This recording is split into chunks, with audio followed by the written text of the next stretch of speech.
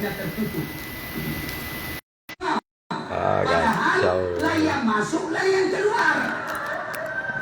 Makanya belajar bos. Ayo kasih sekolah anaknya Pak. Jangan sampai bapak tidak sekolahkan dah. Sudahlah, kau tidak usah sekolah. Nanti kau sarjana pengangguran juga. Kepala lu bisa jadi itu nanti naik pesawat. Saya bisa naik pesawat itu sudah kemudian. Subhanallah, dengan ilmu yang saya miliki, saya sudah bosan naik pesawat Pak. Hebatnya lagi dibayarkan. Coba, maka dedek sekolah. Ya, itu gelarnya Ustaz Dasat, panjang betul kan?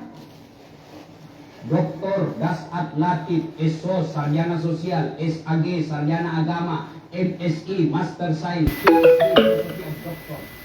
Orang tua pun tidak kaya, tapi Allah Maha Kaya. Maka jangan putus asa, kata Allah dalam Quran. Wala tai'asu min rauhillah. Jangan kau putus asa. Maka dedek sekalian sekolah. Ya, belajar dengan catatan yarfa'illahu alladzina amanu minkum. Amanu, agama dan iman. Perbaiki. Biar kau punya ilmu tapi agama rendah, ilmunya tinggi tapi imannya jongkok, maka ilmu yang dia pakai bukan untuk menyenangkan dirinya, bukan untuk mensejahterakan orang lain, tapi justru akan menghinakan dirinya sendiri. Mana buktinya? Coba yang ditangkap jaksa, yang ditangkap polisi, yang ditangkap KPK, apa mereka yang korupsi itu orang tidak ada sekolahnya? Mereka yang ditangkap perampok uang negara, mereka buta huruf tidak ada sekolahnya? Tidak, mereka semua tinggi sekolahnya, tapi karena imannya rendah, maka akhirnya masuk penjara. Maka seimbangkan iman, ilmu. Ini yang pertama. Kalian masyarakat Wakatobi, Bapak Ibu belajar. Allah angkat derajat orang yang belajar. Nah. Yang kedua kata Nabi, jika kalian mau sukses, resep yang kedua adalah silul arham, sambungkan persaudaraan. Satu kali Nabi kumpul sahabat. Atau teruna maning muflis. Saudara-saudara sekalian, tahu tak siapa yang bangkrut di akhirat kelak? Sahabat menjawab, yang tidak puasa ya Rasul. Oh, dia puasa, Ramadan lengkap, Senin Kamis dia lancar. Yang tidak sholat ya Rasul, sholat 5 waktu, bahkan sunnah-sunnah rawatibnya lengkap. Yang tidak bayar zakat ya Rasul, dia bayar zakat harta dan dia keluarkan zakat fitrahnya. Yang tidak haji padahal sudah mampu ya Rasul, dia haji bahkan selalu pergi umroh. Sahabat heran, baik betul agamanya, baik ibadahnya. Kalau begitu siapa yang bangkrut ya Rasul? Nabi menjelaskan, jarusu wa khati'ur rahim, tetangga yang jahat sama tetangganya dan yang memutuskan persaudaraan. Heran semua sahabat, berpikir semua sahabat, kok bisa bangkrut? Sholatnya baik, puasanya baik, zakat sedekahnya cukup, hajinya mabrur, kok bisa bangkrut ya Rasul? Nabi menjelaskan, memang hubungannya kepada Allah baik, tapi sayang seribu sayang, hubungannya kepada sesama manusia hancur. Depan rumahnya dia musuhan, sebelah kanannya dia bertengkar, sebelah kirinya dia gaduh, sebelah belakang rumahnya dia musuhi. Tidak ada orang yang anggap akur, semua dimusuhi. Sehingga nanti di akhirat, ketika dia setor pahalanya, ya Allah, ini salatku. Datang tetangganya, tunggu dulu asrama. Nah, ambil. Bukan polisi Wakatobi, bukan. Tentara juga.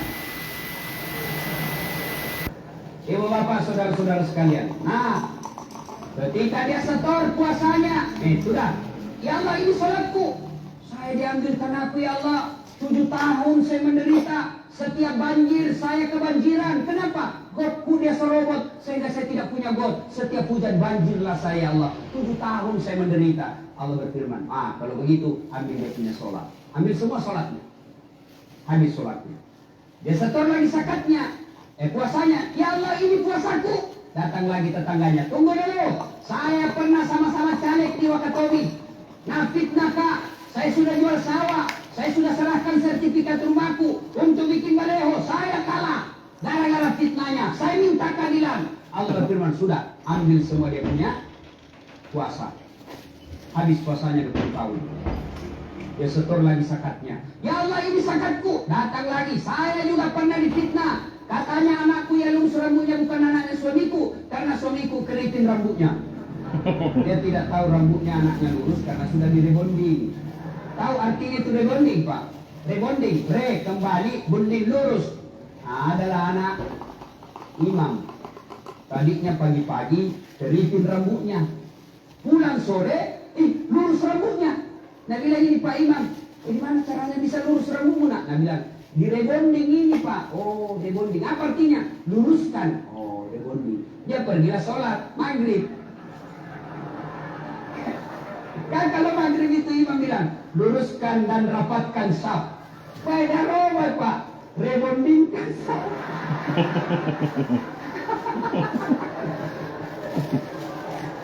Iya bener. Masya Allah. Gara-gara fitnahnya ya Allah, saya tahu ya Allah. Saya minta keadilan. Allah berfirman, sudah ambil semua yang punya haji. Habis sholatnya, habis puasanya, habis zakatnya, habis hajinya, masih ada yang datang. Ya Allah, saya juga pernah disakiti. Dia bilang yang tadi banyak amalnya Tuhan, bagaimana lagi? Nah habis amalku. Kata Allah berfirman, supaya adil, ambil dosanya orang yang pernah kau sakiti hatinya. Sudah itu, datang lagi orang lain. Saya juga ya Allah. Kau sudah ambil dosanya 5 tahun. Saya juga ambil dosanya 10 tahun. Habis amalnya hanya untuk membayar dosa-dosanya ke orang lain, sementara dosanya orang lain masuk ke dirinya. Inilah yang Nabi sebutkan bangkrut. Siapa mereka? Mereka yang suka memutuskan persaudaraan. Nah, kenapa biasa putus persaudaraan? Kenapa orang bermusuh-musuhan? Sekarang 2017, penyebab orang bermusuh-musuhan yang pertama dan utama adalah pemilu dan pencaleg. Pak, silahkan berbeda calon presiden. Nomor 1 oke, nomor 2 oke, semua bagus, sama-sama rakyat Indonesia. Yang salah kalau Bapak menjelek-jelekkan calonnya orang. Silahkan berbeda pilihan, tapi jangan bermusuhan. Ada teman saya, dari kecil dia sekampung, puluhan tahun dia bersahabat.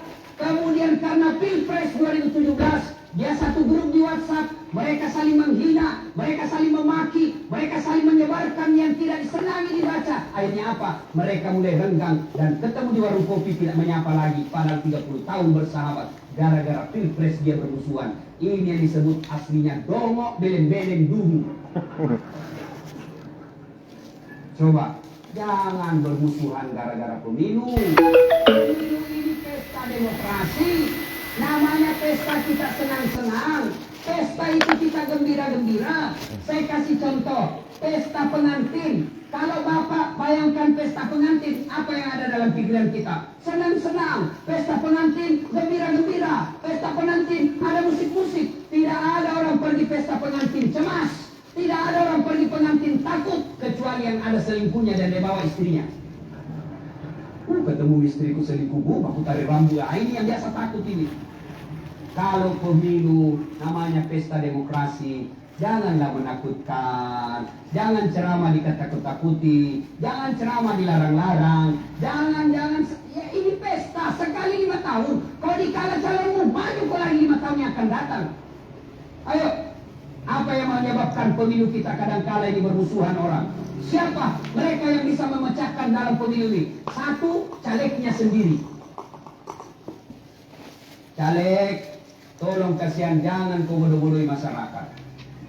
Caleg, jangan ajari masyarakat money politik. Kau sosialisasi saja, sampaikan saja apa visi misimu, sampaikan apa yang ingin kau lakukan. Tidak usah bawa duit sobat masyarakat, jangan beli masyarakat. Sampaikan saja, kerja saja dari pintu ke pintu, bawa kartu namamu, bawa visi misimu. Sudah itu kau berdoa kepada Allah. Allah. Kalau Allah yang detarkan hatinya orang, tidak ada yang mustahil buat Allah. Tidak usah kau bawa duit. Kasih duit 300.000, bodoh-bodohi masyarakat. Ya, sampaikan saja visi misimu. Balehomu jangan macam-macam kata-katanya. Bikin yang ukur. Misal, insya Allah saya terpilih di Wakatobi, garam gratis.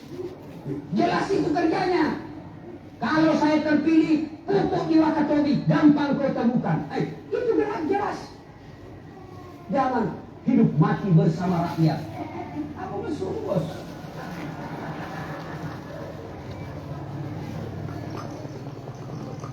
Tolong caleg, didik masyarakat berpolitik. Masyarakat jangan memeras caleg. Datang sosialisasi, ayo datang menyebar. Saya mau menyampaikan visi misi saya. Apa Bapak bilang? Wane piro. Ayo, jangan memeras caleg ya. Pak, Bu, lo Dede, remaja, Bapak Ibu, mau bantu kepolisian? Mau menciptakan pemilu damai? Mau memperbaiki rakyat kita? Mau? Kalau ada caleg kasih duit. Kalau ada caleg bawa sembako, rekam. Sudah itu syuting, bawa ke Panwas, lapor, suruh tangkap. Kenapa? Dia merusak negara kita. Panwas, KPU, tolong kalau ada laporan tindak lanjuti, jangan pilih-pilih merek. Rakyat, pilih pemimpin yang baik menurut kalian. Tidak usah bertengkar. Ya, caleg, oke, baiki semua, insya Allah negara baik. Bayangkan kalau tidak ada lagi money politik. Orang-orang cerdas di Wakatobi bisa jadi caleg. Mereka tidak perlu pikir duit. Maka jadilah anggota DPR sarjana pertanian yang cerdas, sarjana kelautan yang cerdas, sarjana perikanan yang cerdas. Mereka masuk anggota DPR bukan karena ada duitnya, tapi karena memang otaknya cerdas. Jelas? Nah, yang kedua, yang bisa rusak ini pemilu. Apa? Tim sukses. Disuruh bikin baleho 10, tidak bikin hilang 7. Begitu dia bilang mana 7, dia bilang kena angin Pak. Ini juga tim sukses ini. Jangan kau makan uangnya orang. Jadi tim sukses dia yang sukses. Nah bilang orang Pak kena wali-wali. Jangan.